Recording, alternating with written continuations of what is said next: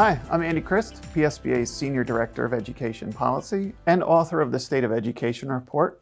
Today we're outside of Philadelphia at the North Penn School District talking with Superintendent Dr. Todd Bauer about some of the issues in this year's State of Education Report and how they impact his school district. Dr. Bauer, thank you so much for taking the time to talk to us today. My pleasure, Andy. I wanted to start a little bit on school infrastructure. It's been a very popular issue of late, and I just wanted you to talk a little bit about the connection between school facilities and student learning. It's quite timely that you're asking that question here in North Penn. We have a 50-plus-year-old high school that we are in the process of starting a renovation on.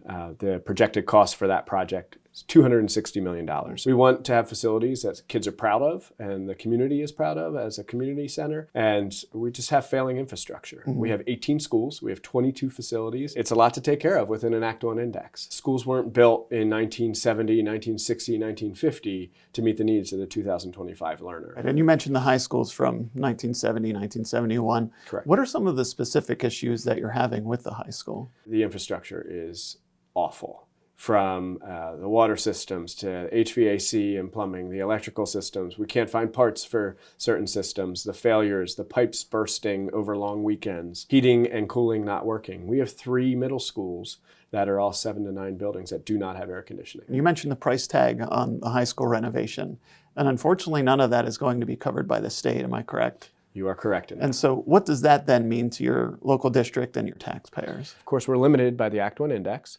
And we just don't have the borrowing capacity within that Act 1 index with no support from programs like PlanCon to do the things that we honestly need to do now. And budget pressure is always a big concern for a lot of school leaders. What are some of the specific budget pressures you face here at North Penn? So we absolutely have an increase in the number of students who have emotional support needs, autistic support needs, special education needs, English learners.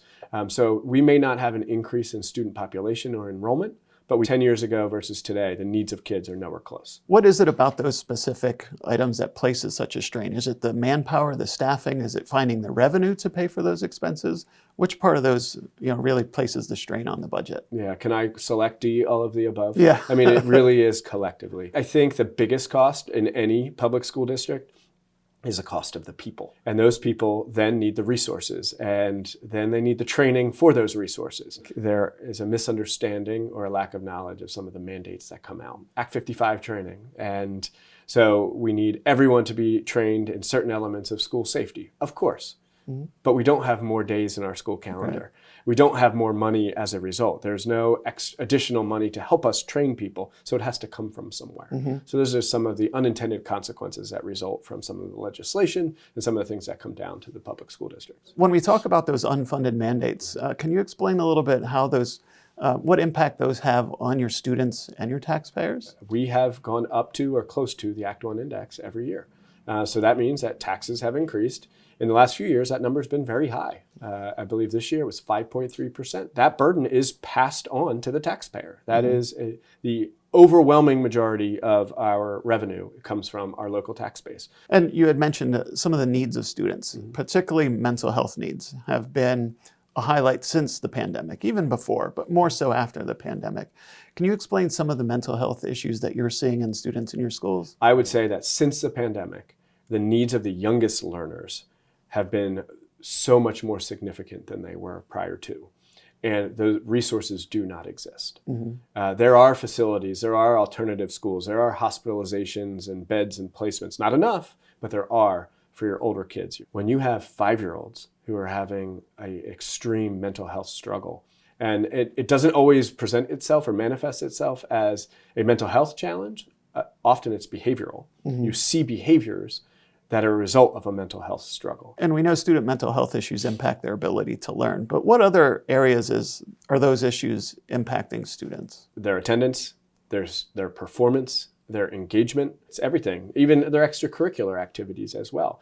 Kids have withdrawn in many aspects from the things that they love. What kind of things is North Penn doing to try to meet and address those mental health needs? We actually have a building, a school called the Northbridge School in North Penn, where we use it as a transitional placement for students coming into or out of a mental health program where students can actually get some support. They can get therapeutic counseling and support there, and then transition their academics to or from their home school. We, of course, have subcontracted with some outside organizations. We have added staff from social workers to mental health counselors to therapy dogs to academic programming and character education. And I think our families would say that we're very fortunate, but it's still not enough. The last thing I wanted to cover, and I think this is one of the things we in public education don't do quite enough of, but tell me some of the good things going on in North Penn schools. In North Penn in general, we are known for our arts, the music programs, our theater programs, and our athletics. So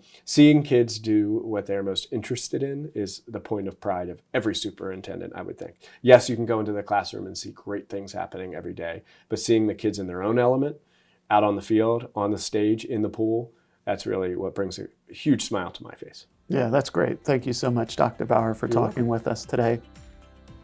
For more information on the State of Education report, please visit psba.org.